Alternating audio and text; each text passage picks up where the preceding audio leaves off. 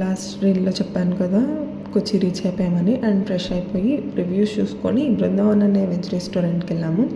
Trust me, food అయితే సూపర్గా ఉంది, చాలా బాగుంది. గీ కారం పొడి దోశ అని చెప్పి ఉంది, పూరి అండ్ మస్ట్ ట్రై, చాలా బాగున్నాయి. టీ కాఫీ ఇంకా ఎంజాయ్ చేసుకొని మేమైతే ఎల్పీకి స్టార్ట్ అయిపోయాము. ఎల్పీకి కొచ్చి నుంచి అరౌండ్ 2 hours పట్టింది.